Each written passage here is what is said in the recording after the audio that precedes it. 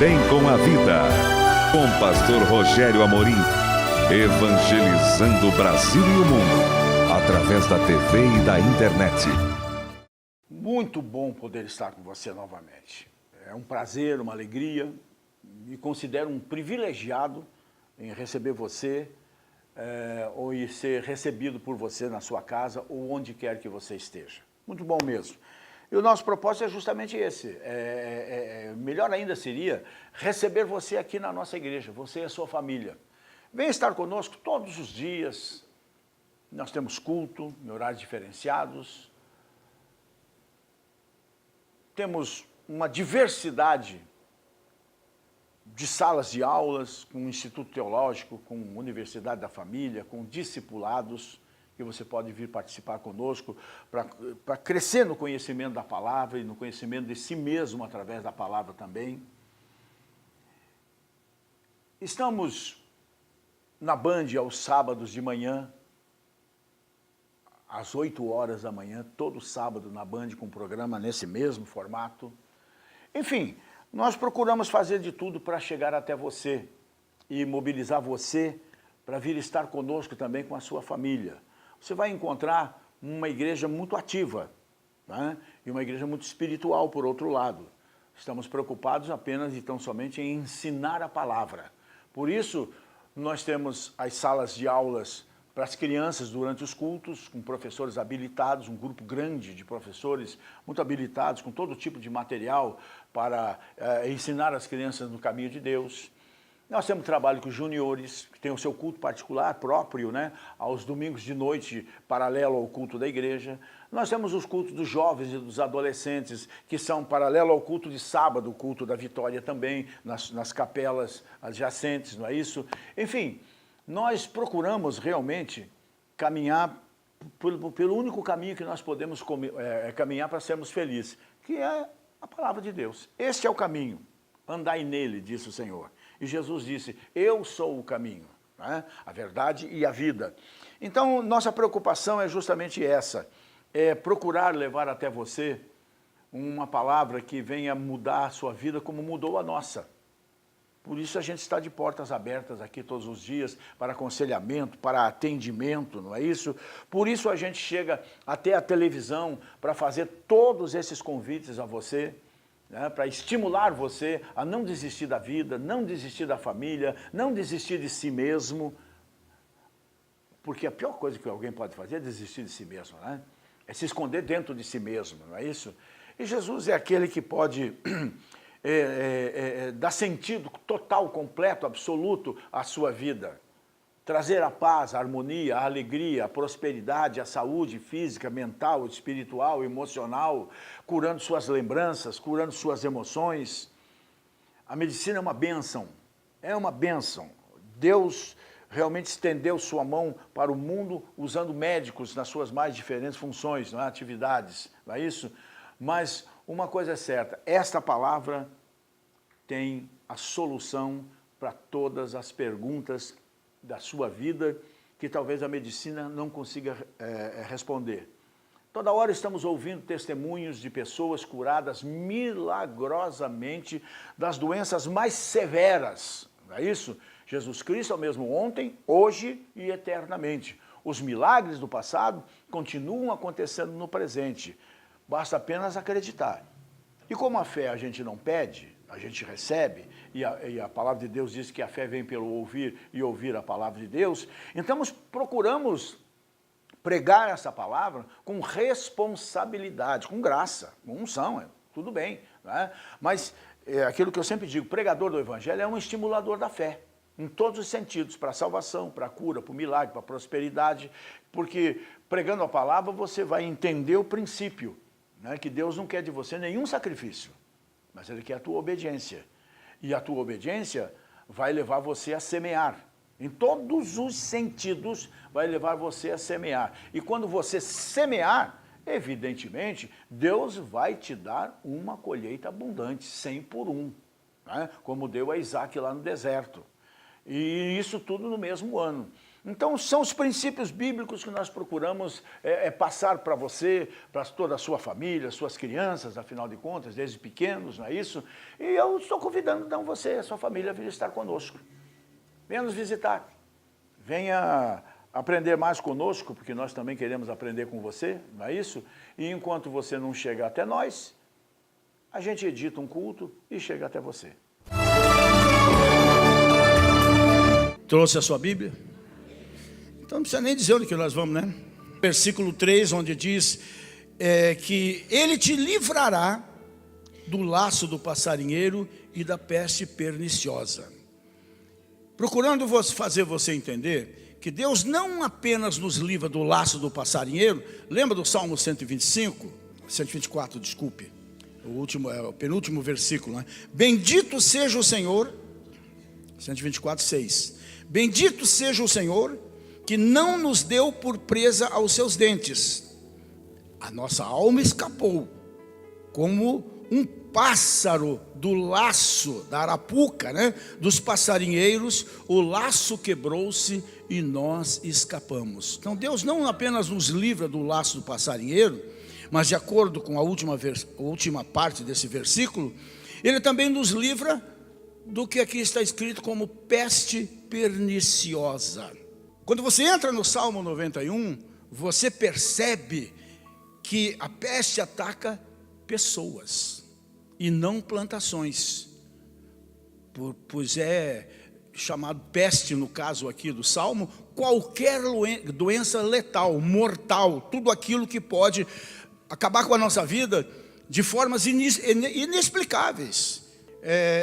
Vírus, são bactérias, mas também são doenças espirituais. Porque muita coisa, já orei por muita gente que tinha as feridas mais ruins, vamos assim dizer, usar essa expressão, mais feias que você pudesse imaginar. E você simplesmente unge, ora e ela desaparece, quase que instantaneamente, porque era uma praga, era uma peste. Era uma doença que aparecia no físico, mas era espiritual. Um espírito de doença. No entanto, Deus afirma que nos livrará desse mal, o qual vem para nos matar. Porque Ele te livrará do laço do passarinheiro, né? De ciladas, de armadilhas, de traições, de perigos escondidos e da peste perniciosa. Ou seja, de vírus, de bactérias, de doenças mortais. Mas nós temos que entender esse tipo de coisa e acreditar dessa forma. Caso contrário, a gente fica socando o vento. Porque o grande segredo da libertação não está em expulsar o demônio, está em fazer ele mostrar a cara. Porque ele procura se agarrar de todo jeito. Então, gente, há todo tipo de inimigo. Tentações, males espirituais, males físicos, né? Então, você veja o poder dessas coisas todas invisíveis. Mas não é só bactéria, não é só célula. Há uma outra batalha invisível no nosso entorno. É aquilo que Pedro disse, que eu preguei domingo de manhã e de noite.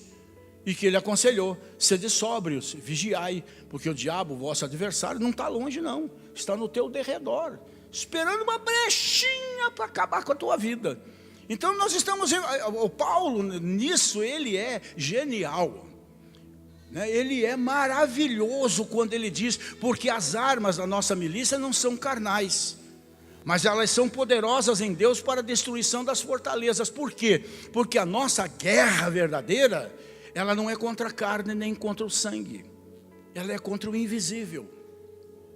E como o nosso Deus é invisível, essa batalha é dele, se nós formos dele. Amém, gente? Então, quando você imagina, né, agora partindo para o versículo 4, ele te cobrirá com as suas penas e debaixo das suas asas estarás seguro. Qual é a figura que te vem à cabeça rapidamente, instantaneamente? Uma galinha, não é verdade? Podia ser um canarinho, qualquer coisa assim, mas a figura mais acabada mesmo, realmente sempre foi da galinha, né? Quando você imagina assim, por outro lado, um pássaro magnífico, como uma águia voando, um condor e tantas outras coisas, né? até mesmo um falcão, que é pequenininho, mas o voozinho dele é reto, né? É bonito de ver até. Quando você vê essas aves extraordinárias assim, você não pensa numa galinha como nós pensamos agora, né?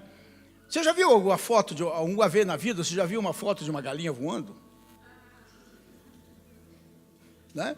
Por isso a gente fala quando certas vitórias são vitórias muito efêmeras ou enganosas e tudo mais, a gente chama de voo de galinha, né? É por isso que a gente fala isso, né? Mas eu realmente nunca vi foto de uma galinha voando, embora já tenha, evidentemente, lá no mato vejo galinha voando, mas sempre curtinho, que não dá tempo nem fotografar, não é? E muitas águias a gente vê, e vê as fotos magníficas, mas galinha voando, nenhuma. Então citamos a passagem de Isaías 40:31, né? A qual fala sobre subirmos com asas como águias. Eita figura linda, né? Ou a respeito das asas das águias, como já tivemos oportunidade de pregar aqui para vocês. Mas, olhando para esse texto, há uma diferença brutal entre estar sobre as asas do Senhor. Me lembro que eu preguei isso num Dia das Mães, né? E sob as asas do Senhor. Em estar sobre e estar debaixo das asas. Há uma diferença muito grande. A sua promessa aqui no Salmo 91 não se refere às asas para voar, mas a asa que dá refúgio, a asa que dá proteção aos seus filhinhos, que somos nós. Quem gostava de usar essa palavra, filhinho, era o apóstolo João, já bem velhinho, né? Uma indica força e conquista, mas a outra denota proteção e familiaridade, evidentemente, né? E a gente, ao imaginar o calor de um ninho e a segurança de estar sob as asas de alguém que nos ama, né? E sob as asas do cuidado também da mamãe galinha com relação aos seus pintinhos, vai ter uma imagem assim muito clara, muito vívida, seria a melhor palavra, né? Das protetoras asas do abrigo de Deus, sobre as quais o salmista fala nesta passagem. Ele te cobrirá com as suas penas, e isto traz um conforto, um consolo, uma segurança, uma tranquilidade, uma paz que não tem como explicar. É a paz que o mundo não pode dar. É essa paz que Deus nos dá. A paz de sabermos que estarmos seguros debaixo das sombras das suas asas. Agora deixa eu fazer uma pergunta, sério. Estamos todos protegidos debaixo das asas? Nos sentimos todos protegidos debaixo das asas? Você notou que no versículo está declarado que Ele nos cobre com suas penas. Sob suas asas, debaixo das suas asas, nós encontramos refúgio. Aí, mais uma vez, cabe a nós a decisão. Ele nos deu livre-arbítrio. Você corre para baixo das asas dele ou corre para onde você quiser. Ele não te obriga. Ele apenas abre as asas. Quem correr, se dá bem, né? Então, quem corre para baixo dessas asas, vai achar descanso, né? Mas só vai achar descanso, quero acentuar isso, se procurarmos isso. Só não vê Deus nas coisas, no dia a dia, nas pequenas e grandes coisas, quem não quer ver. Quem não tem o Espírito de Deus, porque em todas as coisas nós vemos. Então, quando eu penso naqueles pintinhos correndo para sua mãe, eu percebo que debaixo das asas do Altíssimo, em todo o tempo, nos maiores perigos, nós podemos encontrar refúgio. Mas temos que correr para Ele. Ele dá o aviso, Ele abre as asas, mas quem tem que ir de encontro a essa proteção somos nós. Ele não vai vir correndo atrás. Até porque se correr atrás de um, fica o outro desprotegido. Somos nós que temos que correr para Ele. O Pai te cobrirá com as suas penas e debaixo das suas asas estarás seguro se você correr para essa proteção. Quer dizer, a decisão é tua.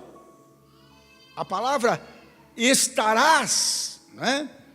É uma coisa muito forte aqui nesse texto. Estarás seguro. Quem vai estar seguro? Eu. Se fizer o quê? Correr para debaixo das asas. Cabe a mim, cabe a você. Tudo que aquela mãe galinha lá fez foi cacarejar.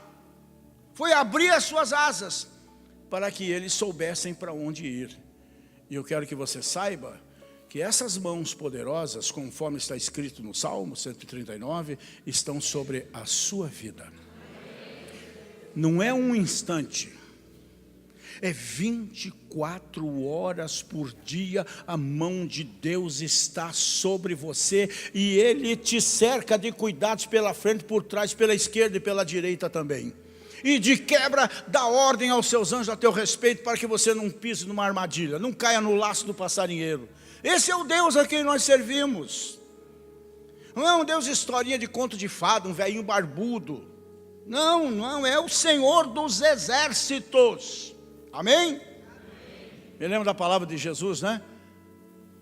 Aí você entende melhor a palavra de Jesus, né? Jesus chega no alto, nos últimos dias, olha para Jerusalém, sabendo o seu destino final, não apenas imediatamente por causa da crucificação dele, mas no ano 70, quando o general Tito veio e arrebentou com tudo, não ficou pedra sobre pedra, e morreu gente ali, que foi uma barbaridade.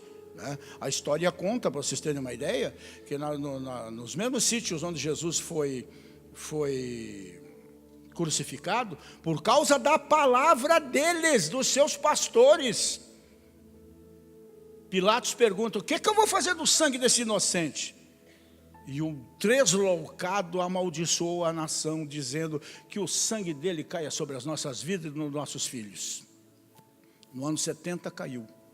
A história conta que eram tantos judeus crucificados, era tanta, como se diz, cruz levantada, que mal se podia andar sobre ela, parecia uma mata fechada. Isso é o que a história conta a respeito da queda de Jerusalém através do general Tito, no ano 70. Né? Aí a gente entende porque Jesus lamenta tanto, dizendo: Jerusalém, Jerusalém, que matas e apedrejas os que te são enviados. Aí ele diz essa frase, que ele diz para você aqui nessa noite, meu irmão, minha irmã: quantas vezes eu quis ajuntar os teus filhos, quantas vezes eu quis ajuntar a 10ª igreja, como a galinha junta os seus pintinhos debaixo das asas, mas vocês não quiseram. Ele lamenta, ele chora sobre Jerusalém. E o que ele está fazendo com relação à minha vida e à sua vida, nesse momento da nossa vida? Perceba aqui o contraste entre a vontade de Deus e a nossa falta de vontade. Perceba aqui, nesse versículo, né? O querer dele contra o nosso não querer. Perceba aqui, o eu faria dele contra o nosso não vou, não iremos. E o resultado final disso tudo é uma analogia inacreditável para nos mostrar teologicamente que há uma proteção que nos é oferecida, mas que infelizmente por insensatez, por pecado, por amor ao mundo, nós não aceitamos, nós não queremos e depois nos arrebentamos e ainda cobramos de Deus por quê? E ele vai dizer: Rogério, se me pergunta por quê, eu te dei meu filho.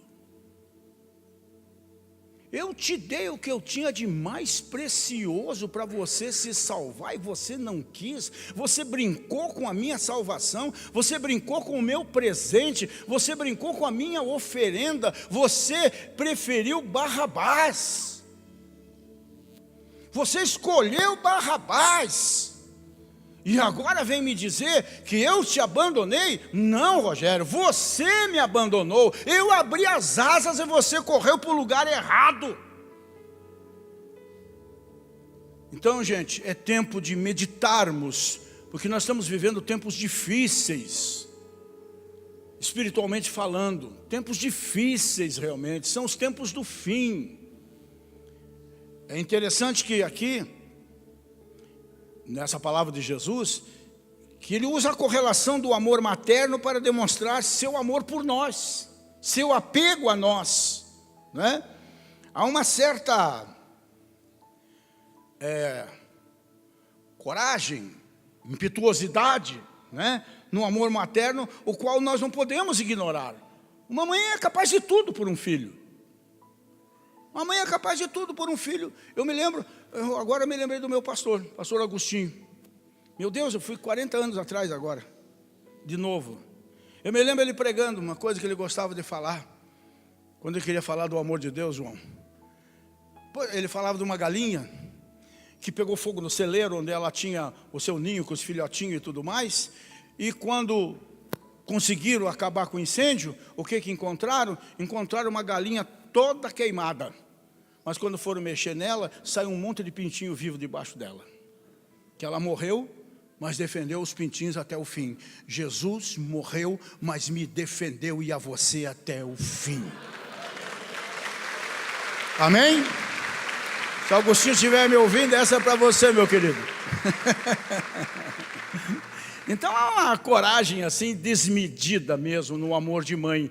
E o nosso pai é o Shaddai, significa mais ou menos isso, peito de mãe. Não é? O pai está profundamente comprometido conosco, gente. Porém, ao mesmo tempo, ele nos dá livre-arbítrio. Nós podemos rejeitar esse amor. Nós podemos rejeitar essa proteção. Nós podemos rejeitar os seus braços estendidos se nós quisermos, não é? Está disponível, mas não é automático. Isso que nós temos que entender. Deus não corre aqui e ali tentando me cobrir. Esse menino, já viu mãe correndo atrás de filho ladino? Agora levaram um mesmo gritando para lá, né? Já viu minha filha atrás hoje já não é mais o maiorzinho, né? Viu esses dias o outro neto aqui, o Rodriguinho? De repente desembestou aqui para cima e o Rodrigo correndo atrás dele. Você acha que Deus vai fazer isso? Ele fica no lugar dele e só abre as asas. Rogério, quer? Vem, te protejo, te abençoo, te livro, mas te dou o direito de escolher, de vir ou não vir. Isso que é um Deus legal nos dois sentidos, né? Deus legal nos dois sentidos. Ele apenas diz: eu fiz com que a proteção se tornasse possível para você. Vinde a mim, todos vós que estáis cansados e oprimidos, e eu vos aliviarei. Olha que convite abrangente, né? Convite abrangente, né? E quando fazemos isso pela fé, olha só a figura que eu vou dizer agora. Quando a gente corre para debaixo da proteção das asas do Altíssimo, o diabo vai ter que enfrentar, não nós, mas vai ter que enfrentar o nosso Deus. Porque nós estamos debaixo da proteção do nosso Deus. Que pensamento poderoso, né, gente?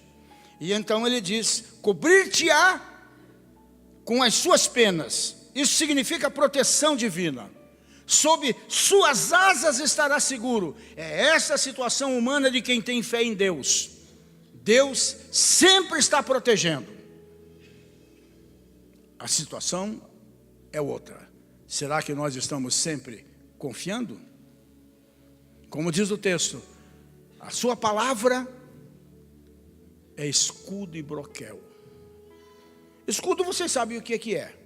Broquel vocês não sabem. Mas broquel é um escudo. Só que é um escudo pequeno. Aqueles que a gente vê nos filmes aí, de espadachins, aquela coisa toda, é pequenininho assim, né? Bota aqui, duas presilhas aqui, né? Na verdade é aqui, né? Porque vai ter que botar A espada aqui, a não ser que seja canhoto, né? Bota aquele pequenininho aqui para ser ágil, porque o grandão é complicado, é mais para grandes batalhas. Agora, para o desafio pessoal, então nós estamos protegidos pela palavra de Deus quando nós embraçamos o escudo da fé. E só embraçamos o escudo da fé se quisermos. Você só lê Bíblia se você quiser. Deus não vai te obrigar. Mas quando você precisar de escudo, você não vai ter. É simples assim. Por isso você precisa conhecer a palavra. Não só o Senhor é o meu pastor e nada me faltará. Você precisa conhecer a palavra. Porque na hora H, na hora do problema, não dá tempo de chamar o pastor. É você que tem que se virar sozinho e repreender toda a força do mal em nome de Jesus com autoridade.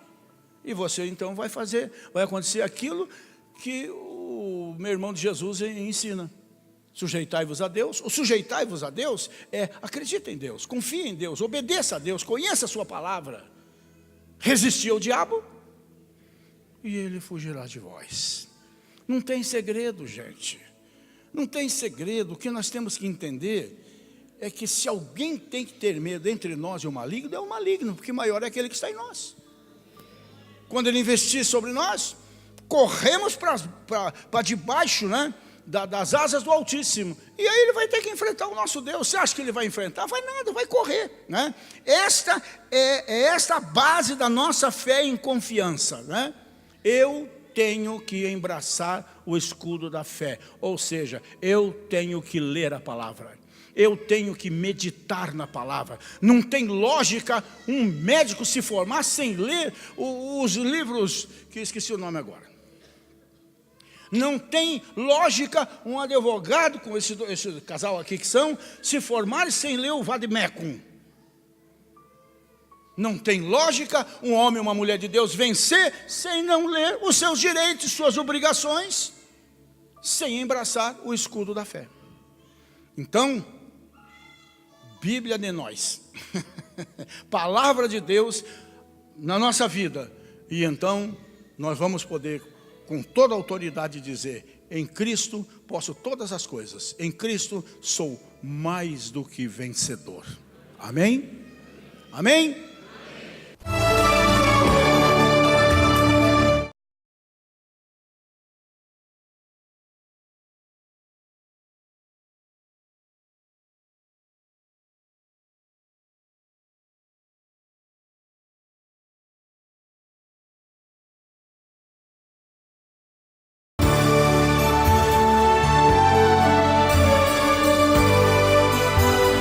Bem com a vida, com pastor Rogério Amorim, evangelizando o Brasil e o mundo, através da TV e da internet.